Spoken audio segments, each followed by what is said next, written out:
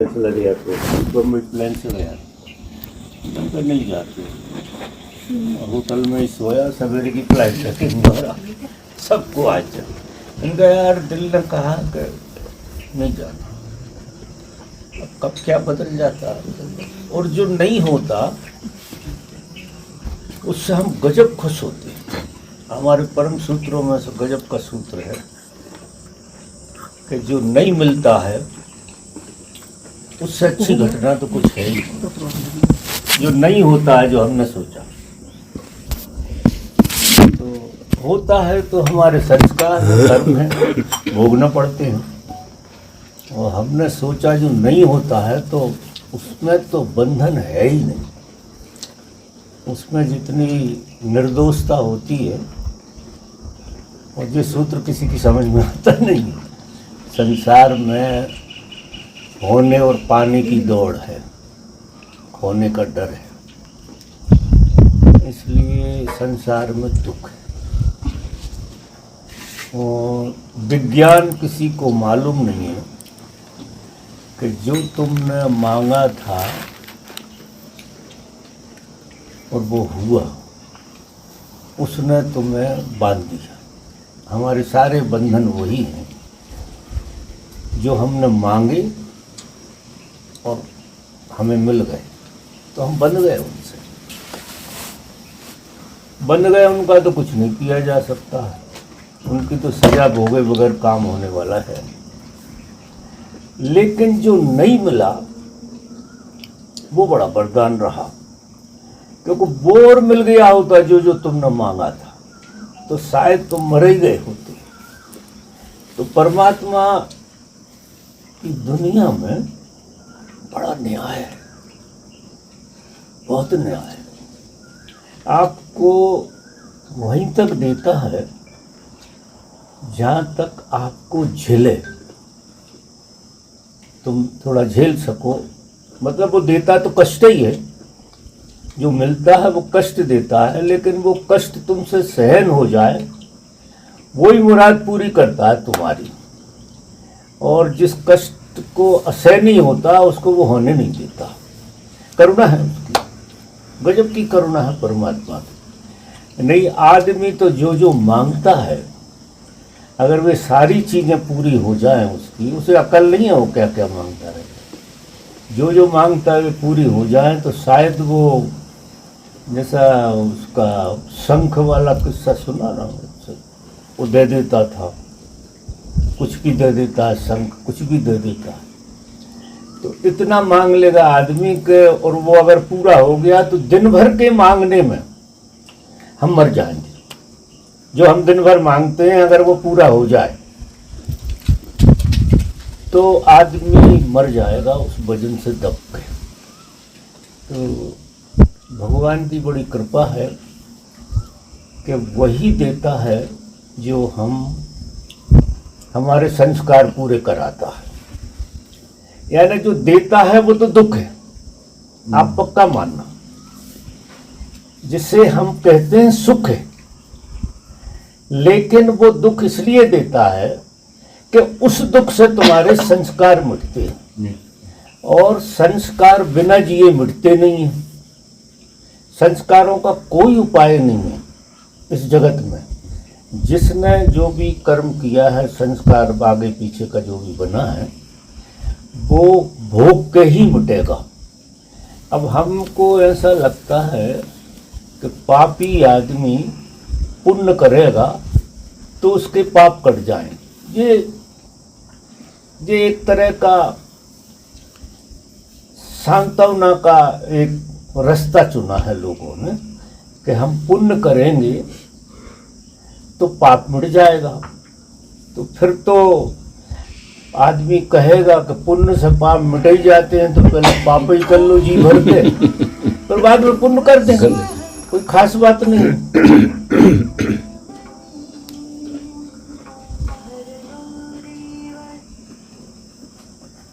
तो इस तरह का विज्ञान है वो। अब जो चीज मिली, जैसे जी मोबाइल कोई ने मुझे दे दिया, अब कितना बांधता है, इतना बांधता है जिसका कोई हिसाब नहीं। और उसने हंसते हंसते दे दिया, और जहाँ फंसते फंसते फंस गए हालत हो जाती। अब ये मोबाइल जैसी सब चीजें, मानना आप, जो चीज मिली है आपको, फिर उसे स्वीकारो भी। जो मिल गया उसे स्वीकारो, उससे लड़ो मत, उससे जो पीड़ा आए वो भोगो, उससे बिल्कुल झगड़ा नहीं करना है। जो पीड़ा आ रही है उस पीड़ा को आपको पूरी समग्रता से स्वीकार कर लेंगे। उसमें पीड़ा इसके कारण आ रही, उसके कारण आ रही, उसके कारण नहीं, ये किंतु परंतु बिल्कुल निकाल देना पीड़ा का सीधा। क्योंकि पीड़ा आई है परमात्मा ने दी है, और परमात्मा हमेशा ही करुणावान है। वो देता है करुणा से, और तुम्हारी मांगे पूरी नहीं करता है वो भी करुणा से, क्योंकि वो तो सिर्फ करुणा सागर है परमात्मा। जो भी तुम्हारे जीवन में हो रहा है बिना उसकी मर्जी के तो हो नहीं रहा, क्योंकि उसकी मौजूदगी में सारे खेल चल रहे संसार के। तो जो अच्छा होता है, जो हमें मिल जाता है, निश्चित ही, अब ये विज्ञान समझ लेना है कि जो मिल जाता है वो भोग पूरे करने को मिल रहा है, संस्कार पूरा करने के लिए मिल रहा है। तो बड़ी ईमानदारी से उससे गुजरना है, तो संस्कार पूरे हो जाएंगे, आप उसमें से मुक्त हो जाओगे।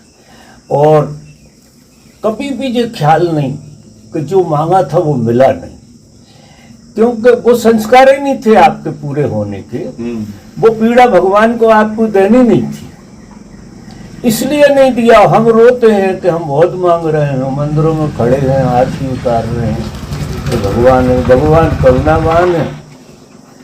वो अपनी करुणा के बाहर इस जगत में कोई भी चीज छोड़ते ही नहीं, वो करुणा से भरा हुआ है। तो एक एक चीज, सारा धर्म जो है ना गहरे से, अब हम ध्यान साधना योग तप जब जो भी करते हैं, ये भी हमारे संस्कार पूरे होने का आयोजन है। इनसे हमारे संस्कार कटते हैं, घटनाओं से हमारे संस्कार कटते हैं। जो भी भूलें हो रही हैं, तो जो घटना घटती है उससे हमारे संस्कार पूरे होते हैं। तो व्यक्ति को मेरी जैसी समझ जो नहीं मिला उसके प्रति तो डांस करना चाहिए कि आज मेरे मन ने इतनी इतनी चीजें मांगी और तेरी बड़ी करुणा है तो तू बचाते ही चला गया, बचाते ही चला गया।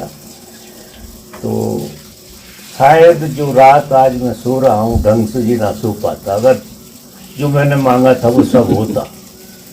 और आप लिखो एक डायरी में आप क्या क्या मांगते हो, और फिर अच्छे मौज में बैठो तो हंसोगे कि ये सारी चीज़ें अगर मुझे मिल गई होती तो मेरी क्या हालत होती। लेकिन मालिक बड़ा करुणावान है, वो आपको ऐसी चीज देते ही नहीं जो आपको पचे नहीं, जो आपके संस्कार पूरा करने के लिए ना आई हो। देखो वहाँ तो खेल बिल्कुल न्याय का चल रहा है। अब जीवन एक समझ से जिया जाता है।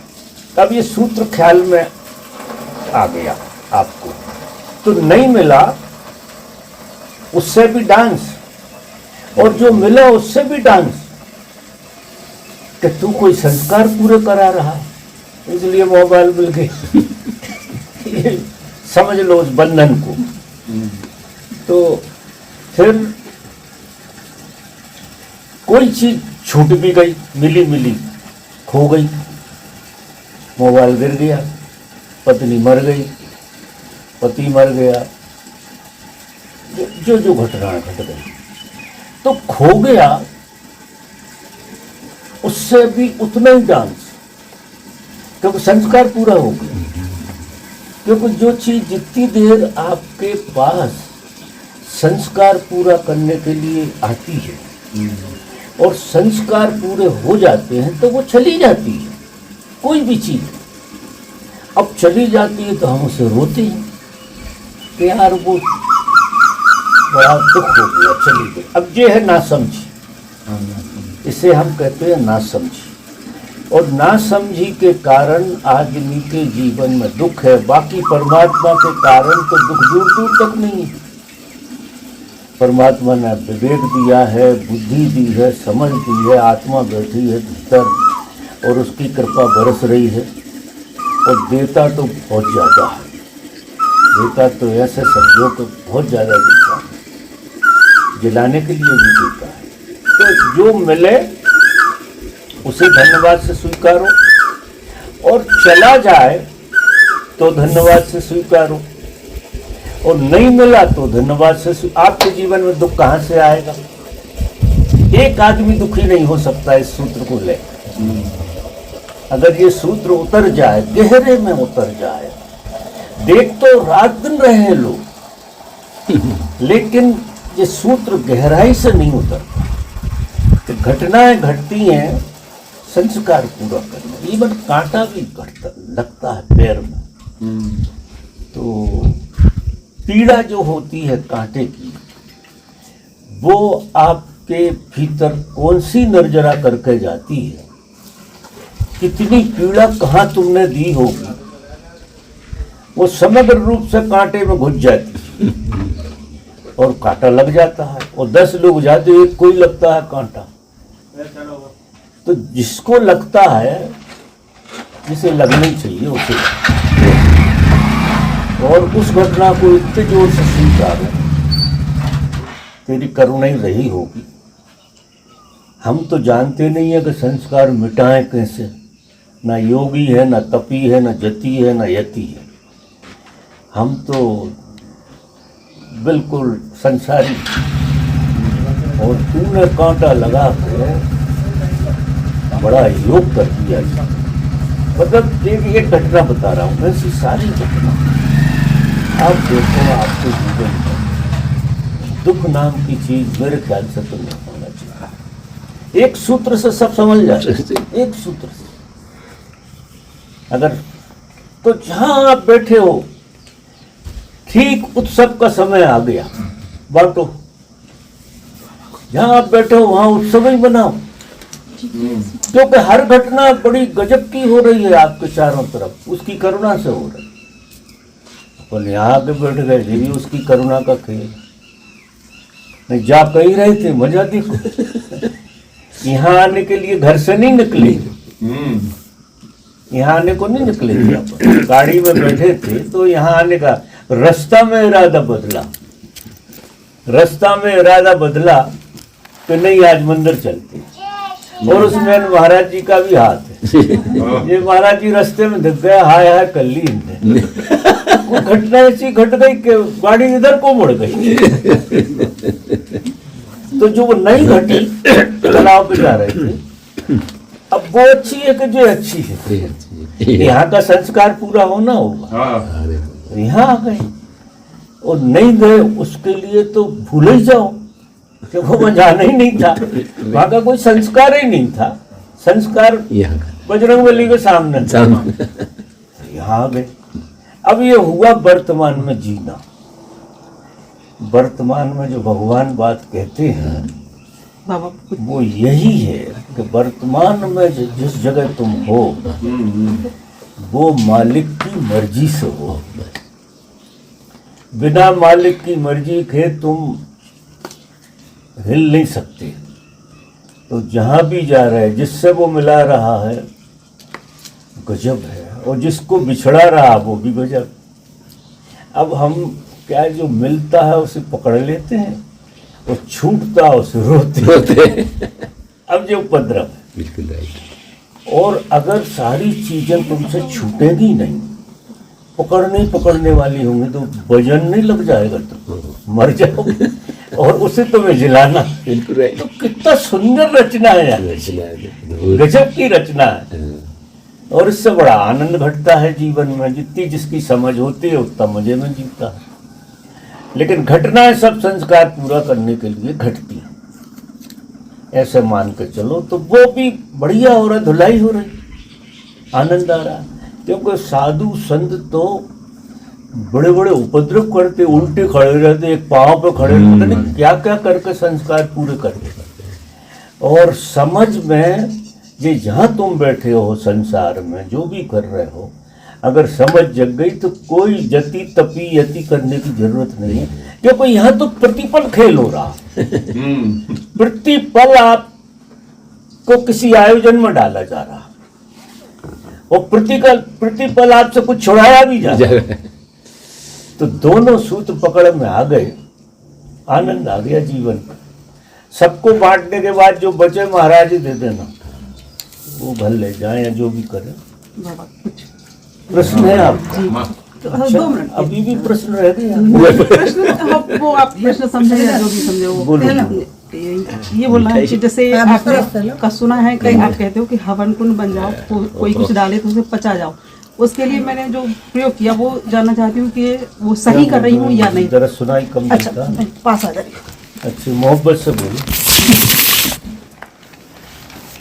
जैसे आप कहते हो कि हवन कुंड बन जाओ। हवन कुंड? हाँ जी, आपका सुना है मैंने।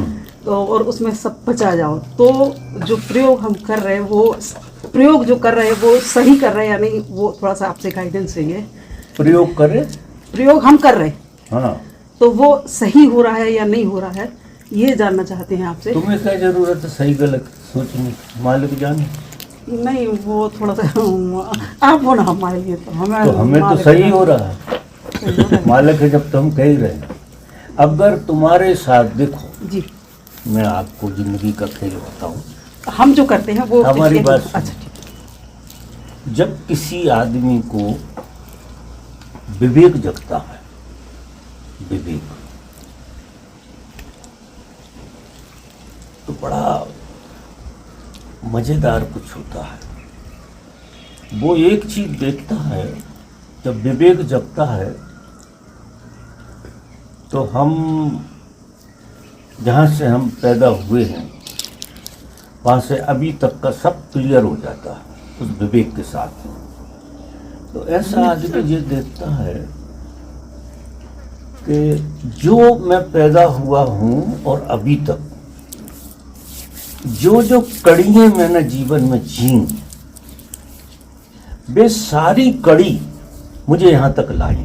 अगर उनमें से एक कड़ी भी ना होती तो मैं यहाँ नहीं होता। सही। जीवन इतना रहस्यमय है। बिल्कुल।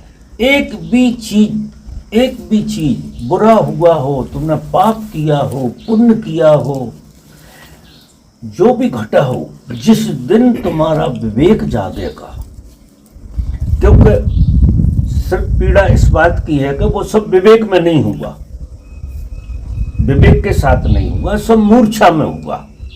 तो मूर्छा में हुआ तो क्या घटा कि उसमें निर्जरा होने की वजह से पीड़ाएं बहुत रही, दुख दर्द बहुत रही, शिकायतें बहुत रही, और घटना वही घटना थी जो घटी, क्योंकि ये तो कड़ी है पूरी की पूरी। तो मैं आप तक ले आई। ये बिल्कुल जिस दिन से मैं अपना अनुभव कह रहा हूं, मेरा जीवन बहुत उपद्रव से गुजरा है ऐसा नहीं, लेकिन जिस दिन मुझे बात समझ में आई उस दिन मैं एक एक कड़ी के लिए धन्यवाद दिया मैंने। जिसने गाली दी होगी, जिसने प्रेम किया होगा, जो भी यातनाएं रही होंगी मुझे किसी ने दी होंगी, मैंने किसी को यातनाएं दी होंगी, क्योंकि यातना तो देने में भी पीड़ा है और लेने में भी पीड़ा है। तो मुझे जो समझ बैठी उससे कह रहा हूं कि इसमें से एक भी कड़ी को अगर निकाल दो, वो पूरी श्रृंखला में से, तो तुम यहां नहीं हो सकते जहां आप बैठे हो जी। तो तुम इस वक्त अपने जीवन की सबसे ऊंची जगह पे हो, अपने जीवन की समग्र ऊंचाई।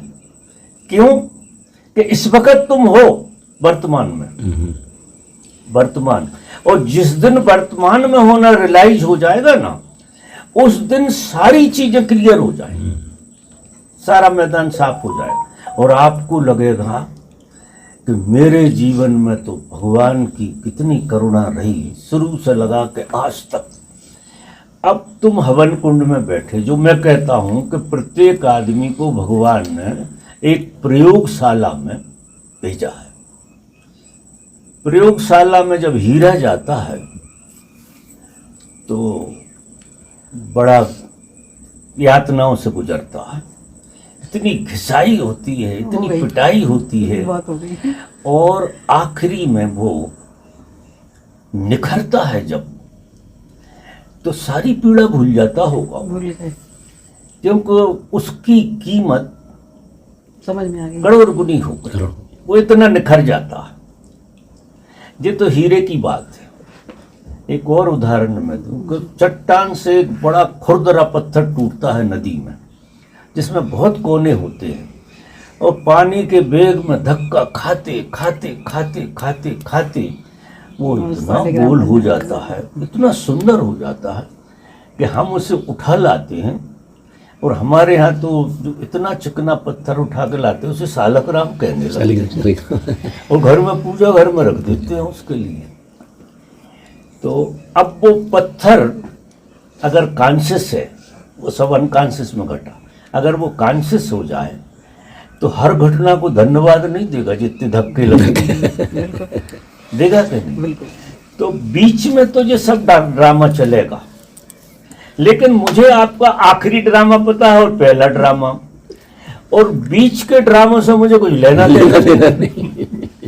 मैं आपकी दो ही चीजें देखता हूँ, जहां से आप शुरू हुए हैं और जहां आप पहुंचेंगे, वे दोनों दिखती हैं मुझे। और बीच का प्रयोगशाला का खेल, उसकी क्या बात करें? नहीं तो अब मांग भी नहीं है, धन्यवाद है, सिर्फ उसकी बात ही मत करो, धन्यवाद ही अभी की बात करो, अभी निखर के जहां। अभी क्या तकलीफ है? आप तकलीफ कुछ नहीं है, तकलीफ के लिए नहीं बोले थे हम, तो ये कि कितने दुख से भर के जब मेरे सामने बैठता है प्रेम से और मेरी दो बातें ठीक से सुनता है, मैं कहता हूँ कि लाओ अब कहाँ है तुम्हारी पीड़ा, दुख, संताप, और किस किस किस चक्कर में हो, वो सब मुझे दे दो। और वो हंसता है। कुछ नहीं। जब इस वक्त कुछ नहीं है तो पहले भी कुछ नहीं था, इस वक्त मेरी मौजूदगी में तुम वर्तमान में आ गए, तो वर्तमान में तुम जीने लगे और अतीत ने पीछा छोड़ दिया, स्मृति ने। तो जब स्मृति पीछा छोड़ दे तो आपको कभी कुछ हुआ ही नहीं था। बिल्कुल नहीं, कभी कुछ नहीं हुआ था, वो तो स्मृति का खेल हुआ है। तो एक तरह से देखो, दूसरे उदाहरण से कहूं कि जिंदगी में चेतना स्वप्न देखती है, करता कोई कुछ नहीं। जब चेतना अवतरित होती है तो अवतरित होते ही वो मैली हो जाती है। जैसे पानी की बूंद गिरी आकाश से, और जैसे ही जमीन पे आई तो कीचड़ हो जाती है, वो मट्टी में मिल के मट्टी का रूप धारण कर लेती है, बूंद जैसी गिरती है। चेतना जब जमीन पे उतरी तो जिस आधार में उतरी उसका रंग चेतना का बिगड़ा कुछ नहीं है, लेकिन ऊपर से उसका आवरण बिगड़ गया। तो फिर जो रचना है परमात्मा के, चेतना जब उतरी थी तो उसे अपने होने का बोध नहीं था। ये प्रक्रिया क्यों बढ़ी संसार की, ये संसार में चेतना क्यों आई, क्या जरूरत पड़ रही थी? तो जब चेतना संसार की प्रयोगशाला से गुजरती है, क्योंकि गिरते ही मिट्टी में धंस गई, जैसे ही गिरी वैसी मैली हो गई, फिर वो बहती है, धक्के खाती है और समुद्र में पहुंचती है, और समुद्र में भाप बनकर जब ऊपर उड़ती है चेतना, वो पानी वही निर्मल हो जाती है। वो उदाहरण के लिए कह रहा हूं, ये जब ऊपर आती है तो चूंकि वो जिस तरह से गुजरी विपरीत से, यस, और जब यहाँ आई तो जे अब स्वयं के बोध से भर जाती है। तो साधु जब रियलाइज होता है तो चेतना के स्वभाव में आके वो खुद भगवान हो जाता है। उसे जी लगता है कि मैं पहले दिन से ही भगवान था। मिट्टी चढ़ गई थी, धूल मिट्टी का, लेकिन धूल मिट्टी मुर्दा है और मुर्दा जीवंत को दबा नहीं सकता, ढांक सकता है। और चेतना संघर्ष करते करते करते करते जब प्रकट होती है, निखरती है, जैसे हीरा निखरता, वो सब मट्टी धूल सब उसमें से गुजरना होता और वो कॉन्शियस हो जाती है। और काय की धूल थी, काय की मिट्टी थी, सब एक सपना था, इससे ज्यादा कुछ नहीं था। और एक जन्म नहीं, सैकड़ों जन्म तुम्हारे हुए, प्रयोगशाला में रहे, सिर्फ सपने की तरह लगेंगे, उनके गीत नहीं गाओगे। सारे स्वप्न थे, प्रयोगशाला में चल रहे थे और वो खेल चल रहा था उसका। चेतना अपने स्वभाव से चल रही थी, संघर्ष कर रही थी, पूरा सबको छोड़ती चली जा। नदी करती है संघर्ष और समुद्र में जाकर मिल जाती है। पानी तो गिरता तो डामर हो जाती है, और जब यहाँ से बहता है साफ होते होते वो जो विजाती था वो छूटता चला जाता है यात्रा में। विजाती छूटता है जो पकड़ लिया था, और धीरे धीरे समुद्र में चली गई। और समुद्र में भी जब ताप आया आखिरी, उसने पवित्र करके ऊपर भेज दिया। तो चेतना इस तरह से हम सबके भीतर है और यात्रा कर रही। तुम क्या खा के यात्रा करो? चेतना ही यात्रा कर रही। अगर सच पूछो तो परमात्मा ही यात्रा कर रहा है। ये उसका खेल है। फिर यहाँ प्रश्नोत्तर ज्यादा नहीं चलेंगे, वो उसका खेल है, क्योंकि वो अपने होने की गवाही देता है किसी मनुष्य में। अगर किसी मनुष्य ने परमात्मा होने की गवाही न दी होती और शास्त्र न बनते तो शायद परमात्मा को कोई जानता ही नहीं। कौन जानता? अगर हमारे ऋषि मुनि उसमें से तप के निकली चेतना उनकी, और चेतना ने गवाही दी कि मैं परमात्मा हूं, वो फिर उसमें उसके सूत्र उतरे उसके अंदर कि मनुष्य इस दलदल से कैसे निकले। तो उपनिषद पैदा हो गए, वेद शास्त्र पैदा हुए, किसी कि वो करुणा में निकले सारे के सारे, वो सारा विज्ञान खुल गया उसके अंदर, क्योंकि वो निकला है वहां से, वो चेतना निकली है, उसने एक एक चीज देखी है। तो उसका निवारण कैसे हो, वो विज्ञान भी साथ में आ गया। तो ऐसे लोग अगर नहीं उतरते ओशो जैसे, अगर नहीं आए होते, आप बताओ तो कहाँ कैसे जान सकते? पता ही नहीं चलता कुछ। कोई लाखों जन्म ले ले, जब तक गुरु नहीं मिलता कुछ होने वाला नहीं, तब तक ये यात्रा गति नहीं पकड़ती। ये चेतना की गति, क्योंकि चेतन आदमी जब तुम्हें मिल जाए तो चेतना को एहसास होने लगता है, उसकी गति बढ़ जाती है। तो जो तुम्हारे हजारों जन्म में काम होना था, एक जन्म में हो जाए, वो तुम्हारा इसी जन्म में हो जाता है। तो मेरे देखे तो सदगुरु को प्रेम घट जाए और उसकी आंख में आंख पड़ जाए, तुझे आखिरी जन्म मानना। बस सही बात है। आखिरी तक मरते मरते तो तुम कह ही दोगे कि मैं परमात्मा ही हूं। और जिसके अंदर ये भाव आ गया कि परमा, उसका काय का जन्म, काय की मृत्यु, और चेतना का कोई जन्म थोड़ी हुआ होता है। वो तो इस प्रोसीजर के लिए खेल चला कि जब वहां से पसार करेगी तो उसमें कॉन्शियसनेस आ जाएगी और वो प्रकट रूप हो जाएगा उसका। जैसे देखो अग्नि है, सोई हुई पड़ी है, वैसे परमात्मा सोया हुआ है सब में, लेकिन मनुष्य के रूप में युक्ति लग गई कि माचिस जल गई और लो जल गई। तो ये मनुष्य का जब जन्म होता है तो जन्म के साथ ही उसके अंदर लो जल जाती है। वो चेतना कुछ रूप में, ये गिफ्ट है कि कुछ रूप में अपने स्वरूप में अनुभव करती है। फिर चूंकि वो जिस वातावरण को जी रही है उसमें वो ढक जाती है। लेकिन आप अपने रूप को भूल नहीं सकते। वो धक्का, और फिर कोई सदगुरु मिलता है तो उस रूप की पहचान उसे वो प्रतीति ज्यादा होती है। और धीरे धीरे करते करते वो ऐसी निखरती है, मजेदार। लगा दो आप तो गेट। अब अपन चलें। मैं गाड़ी लेकर आता हूँ। अच्छा अंधेरा हो गया, हाँ थोड़ा कंकड़ पत्थर का मामला है। तो गाड़ियाँ तो यार सभी लोग ले आओ, क्योंकि सबको ही दिक्कत आई। नहीं कोई दिक्कत नहीं, हम तो चलेगा। कल आप आपने लोगों को तो आदत पड़ी कोई बोलता मजा आएगा। ऐसा। रास्ता साफ है। चलो भैया चल लो अंधेरे में, चलो इसको जाना। ओ, हम तो गाड़ी से ही जाएंगे। एक इसका ये मजीरा तो यहाँ के हैं। मदिरा तो भूलिए।